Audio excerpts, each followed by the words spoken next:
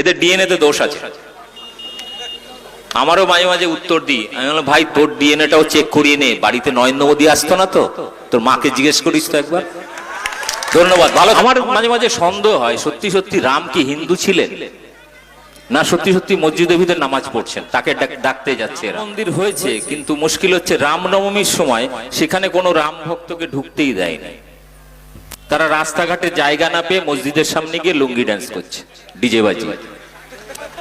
মানে এদের ভক্তির লেভেল দেখলে আমার হাসিও পায়। রাম মন্দির তৈরি করা হয়েছে হিন্দুদের জন্য বিশাল গর্বের বিষয়। অবভিয়াসলি যারা ভগবান মানেন বা রামকে মানেন, শ্রদ্ধা করেন, পুজো করেন, তাদের কাছে গর্বের বিষয়। 500 বছর নাকি ঘর ছাড়া ছিলেন রাম, তারপরে তাকে যার জন্য ঘর বানিয়ে দিয়েছেন, ভালো কথা। কিন্তু মুশকিল হচ্ছে সেই রাম মন্দির বানাতে গিয়ে 22,000-এর মধ্যে প্রায় 20,000 হিন্দুর এই রাস্তার পাশে বাড়ি, দোকান বুলডোজার দিয়ে গুড়িয়ে দেওয়া হয়েছে। ওই ফৈজাবাদ লোকসভায় যেখানে অযোধ্যা মন্দির অবস্থিত, সেখানকার হিন্দুরা 2024-এর ইলেকশনে গোহারা হারিয়েছে বিজেপিকে। সারা বছরে 12 মাসে 13 পার্বণ, এবং এখানে পশ্চিমবাংলা হচ্ছে ভারতবর্ষের মধ্যে 1 নম্বর রাজ্য যেখানে সব থেকে বেশি ধর্মীয় অনুষ্ঠান, পুজো আচ্ছা হয়। কিন্তু এখানে কোনো পুজো আচ্ছাতে কোনোদিন হিন্দু মুসলিমের কোনো সমস্যা হয়নি, বরং মুসলিমরা ফ্যামিলি নিয়ে প্যান্ডেলে না ঢুকলে অন্তত লাইটিং প্যান্ডেল মানুষের মধ্যে ঘুরতে, ফ্যামিলি নিয়ে ঘুরতে বেরোন, দোকানপাট লাগান। কোনোদিন কোনো মুসলিম বা কোনো হিন্দুর মধ্যে এই নিয়ে কোনো সমস্যা হয়নি। কিন্তু হ্যাঁ, রামনবমী নিয়ে সমস্যা। কারণ রামনবমীর জন্য কোনো মূর্তি তৈরি করে, প্যান্ডেল তৈরি করে কম্পিটিশন হয় না। রামনবমীটা পালন করা হয় মসজিদের সামনে গিয়ে ডিজে বাজিয়ে লুঙ্গি ডান্স করে। আমার বয়স এখন 44, আমি কোনোদিন এরকম পরিস্থিতি কোনোদিন দেখিনি।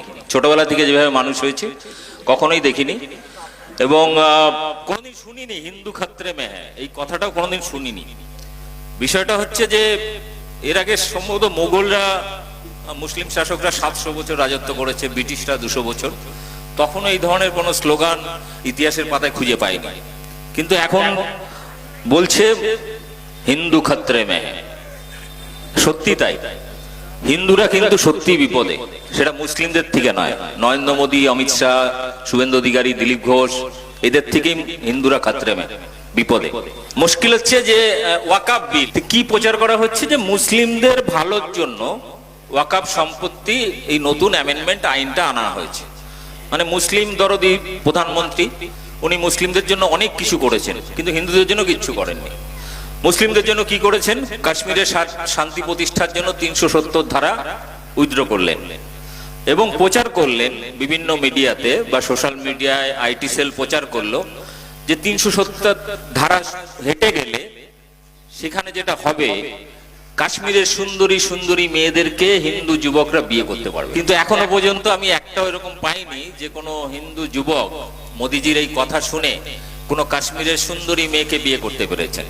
আমি দেখিনি কারোর বাড়িতে, কোনো হিন্দুর বাড়িতে কোনো কাশ্মীরি সুন্দরী যুবক। মানে কাশ্মীরি সুন্দরী যুবতী যারা রয়েছেন তাদের মধ্যে অনেকে হিন্দু আছেন, ওখানে হিন্দু ব্রাহ্মণরা আছেন, বুদ্ধিস্ট আছেন, মুসলিম আছেন, কিন্তু কারোর বাড়িতে আমি এখনো কাশ্মীরি ওই সুন্দরী মেয়েদের বিয়ে করে এনেছেন কোনো ভক্ত, মোদিজির ভক্ত, আমি খুঁজে পাইনি।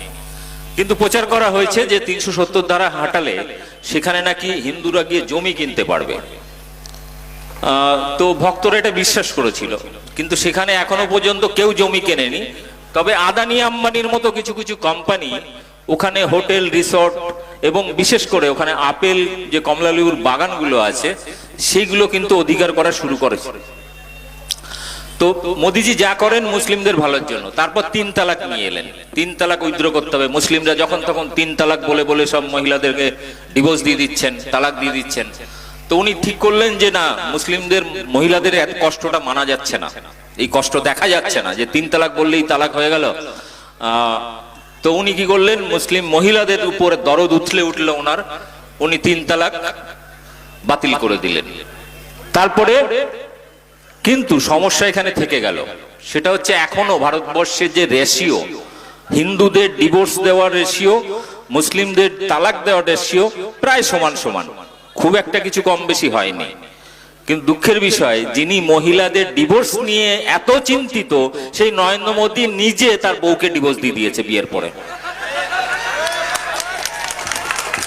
তো ওনার এই যে মুসলিম মহিলাদের প্রতি প্রেম, মুসলিমদের প্রতি প্রেম ভালোবাসা, তাদের নিয়ে আইন পাশ করা, এই যে বিভিন্ন যেগুলো নিয়ে আসছেন সব মুসলিমদের জন্য। আচ্ছা, হিন্দুদের জন্য কোনো আইন নিয়ে এসছে যে হিন্দুরা তার হিন্দু সার্টিফিকেট দেখালে ওই দোকানে গিয়ে মিষ্টি কিনতে গেলে 30% কি 50% ডিসকাউন্ট পাবে? এরকম কোনো হিন্দুদের জন্য প্যাকেজ নিয়ে এসছে এখনো? গ্যাসের দাম 50 টাকা বেড়েছে কদিনে, তো 50 টাকাতে হিন্দুকেও কিনতে হচ্ছে, মুসলিমদের কিনতে হচ্ছে।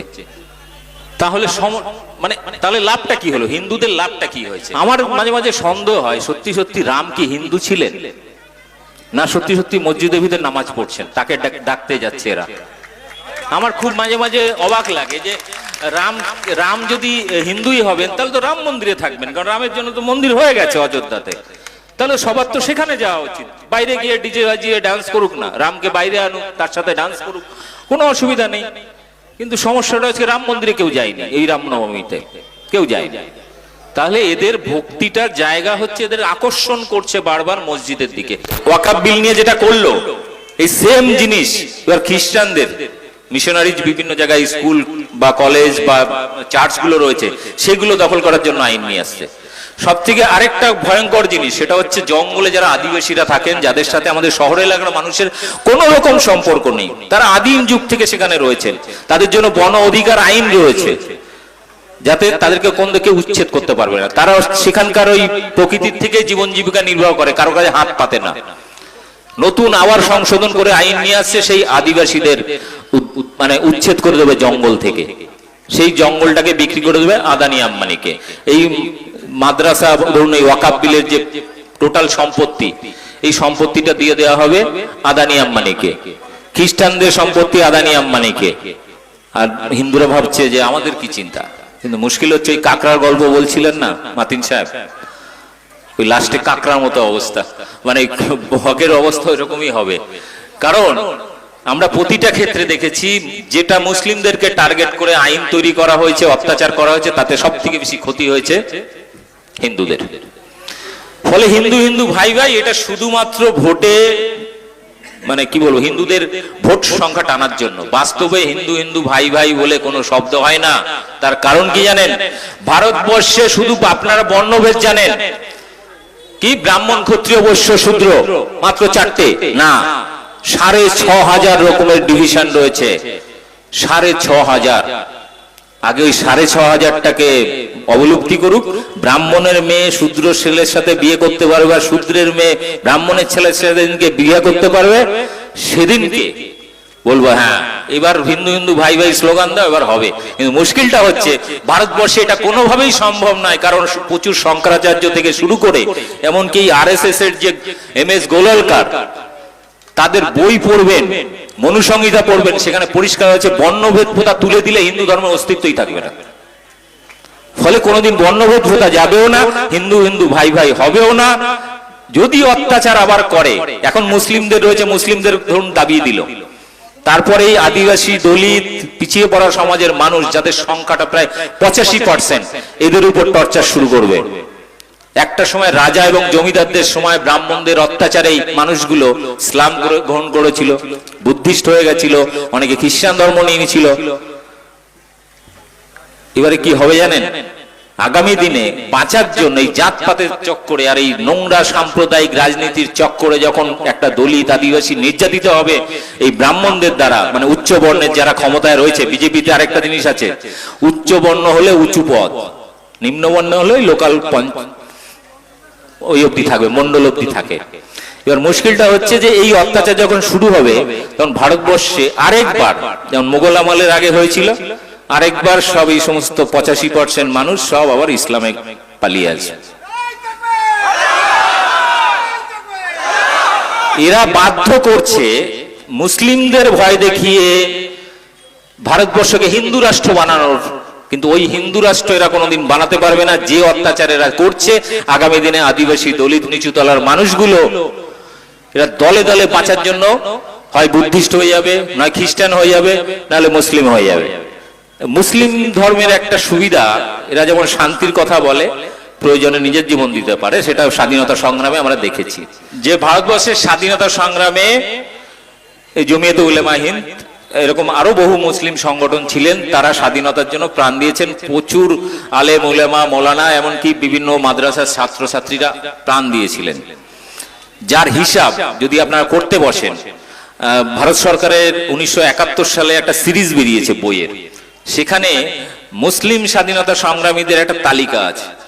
যে তালিকা যদি আপনারা দেখেন, যদি ট্যালি করেন যে ভারতবর্ষে মুসলিমরা স্বাধীনতার জন্য কত পার্সেন্ট প্রাণ দিয়েছে আর হিন্দু বা অন্য ধর্মের শিখ বা বুদ্ধিস্ট দিয়েছে, তাহলে কিন্তু লজ্জায় পড়ে যাবে বিজেপি আরএসএস।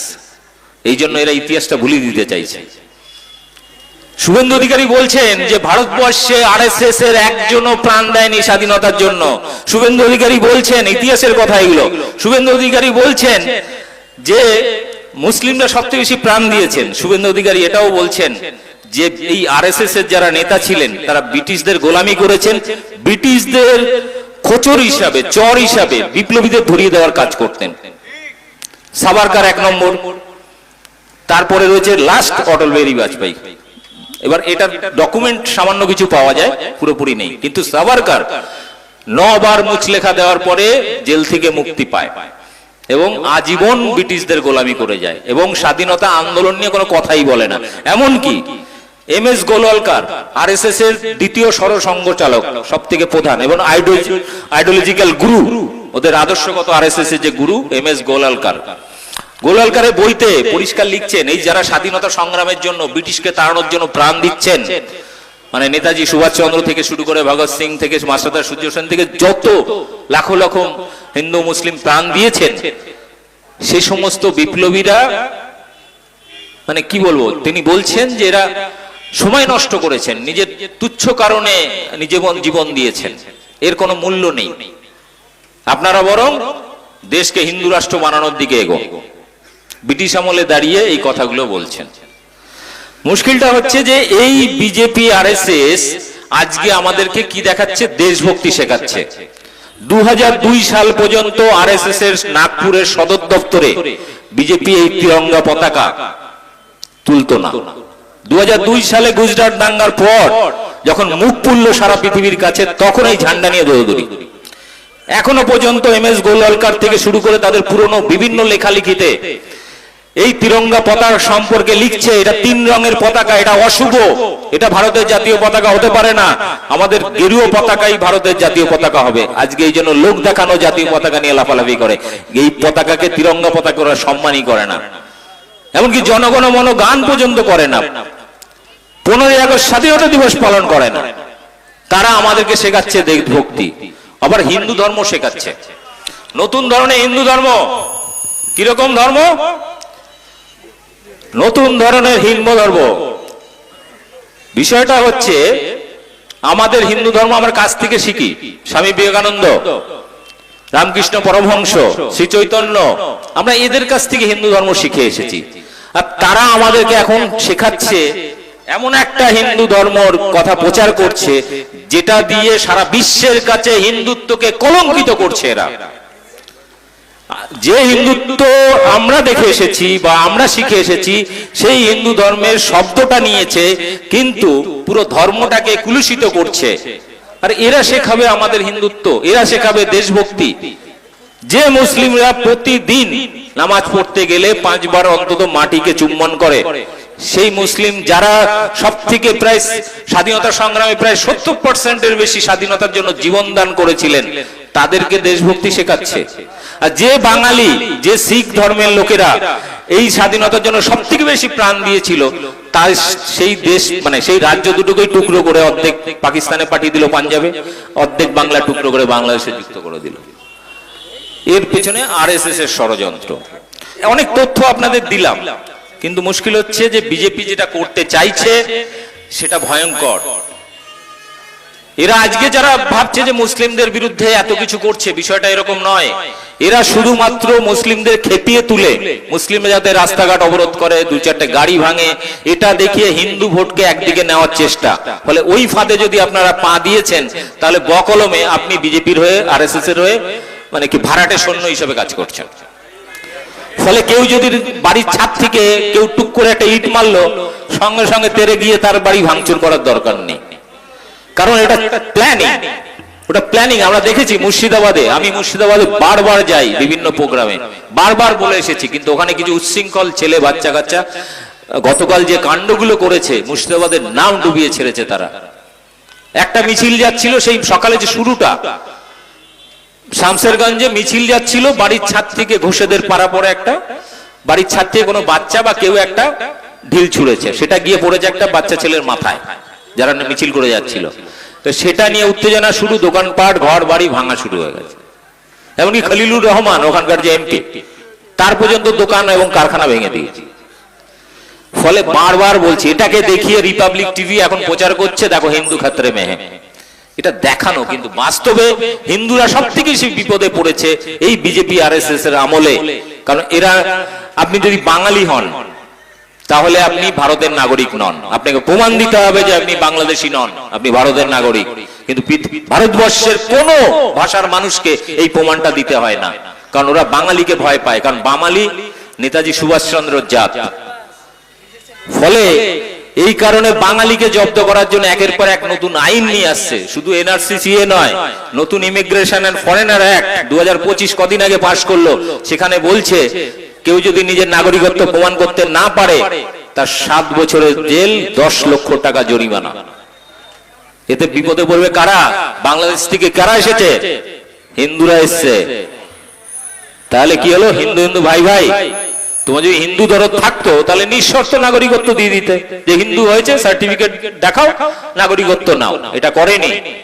ভারতবর্ষে আজকে 10,000-এর বেশি বাঙালি হিন্দু জেলে, বিভিন্ন জেলে রয়েছে ভারতবর্ষে বিভিন্ন রাজ্যে। কই সেই বাঙালি হিন্দুদের জন্য দরদ নেই? দলিত আদিবাসী বা নিচুতলার হিন্দুদেরকে যেভাবে পিটিয়ে পিটিয়ে মারছে বিভিন্ন জায়গায়, কই তাদের জন্য একটা কথাও তো বলে না নরেন্দ্র মোদী, অমিত শাহ কিংবা শুভেন্দু অধিকারী? একবারও কথা বলে না। বিষয়টা হচ্ছে এটাই যে মুসলিমদেরকে দেখিয়ে আসলে হিন্দুদের ক্ষতি করার জন্য, তাদের সমস্ত অধিকার কেড়ে নেওয়ার জন্যই কিন্তু এটা। আজকে যে হিন্দুরা ভাবছে মুসলিমদের টাইট দেওয়ার জন্য আইন নিয়ে এসছে, না, এটা জাস্ট টোকেন।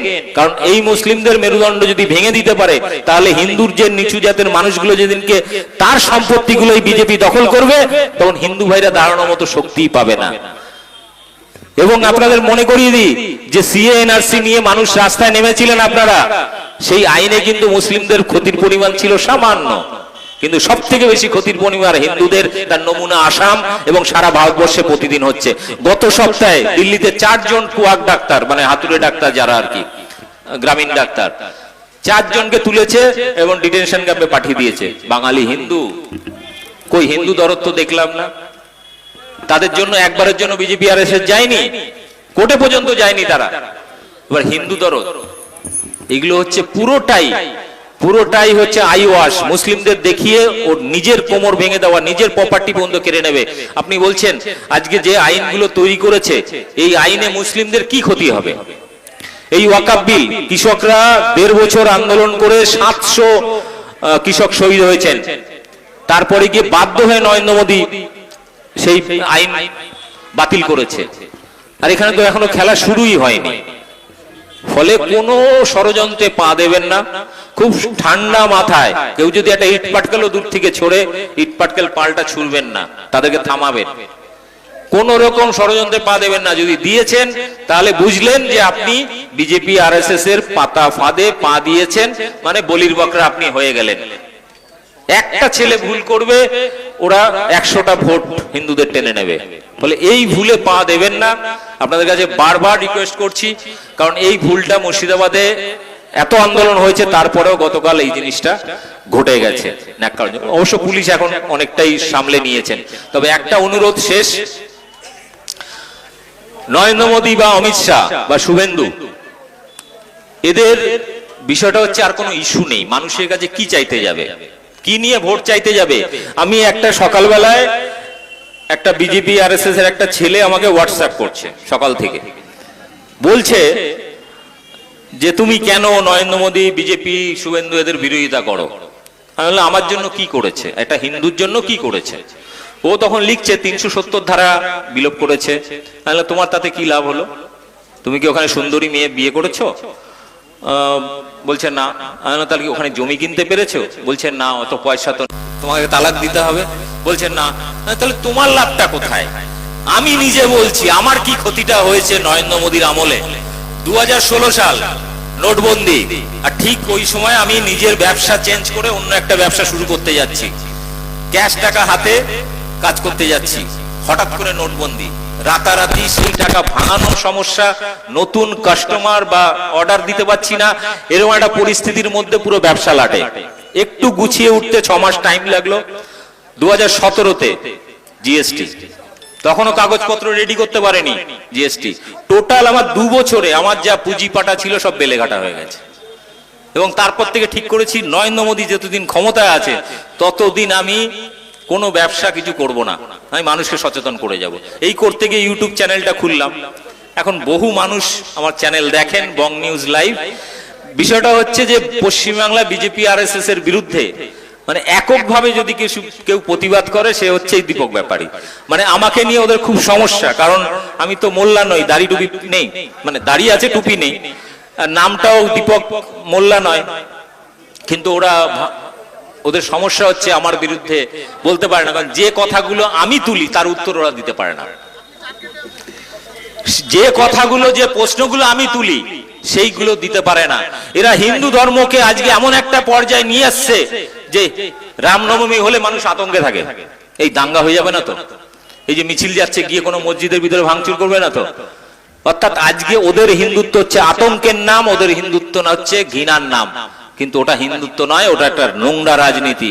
যে হিন্দুত্ব আমাদের স্বামী বিবেকানন্দ শিখিয়েছেন, রামকৃষ্ণ শিখেছেন, শ্রী চৈতন্য শিখেছেন, আরো বহু মহাপুরুষ শিখিয়েছেন, সেটা হিন্দুত্ব, যেখানে প্রেম ভালোবাসার কথা, সম্প্রীতির কথা বলেছে, যত মত তত পথের কথা বলেছে। আর এরা যে হিন্দুত্বের কথা বলছে সেখানে মুসলিমদের নাম মারো কাটো এই কথাগুলো না বললে সে হিন্দু নয়। এমনকি যারা বলে, মানে আমরা যারা সেকুলার বা আমরা যারা সম্প্রীতির কথা বলি, হিন্দু মুসলিম ভাই ভাইয়ের কথা বলি, আমাদেরকে বলে এরা হচ্ছে সব জালি হিন্দু, এদের ডিএনএ তে দোষ আছে। আমারও মাঝে মাঝে উত্তর দিই, আমি বললাম ভাই তোর ডিএনএটাও চেক করিয়ে নে, বাড়িতে নরেন্দ্র মোদী আসতো না তো, তোর মাকে জিজ্ঞেস করিস তো একবার। ধন্যবাদ, ভালো।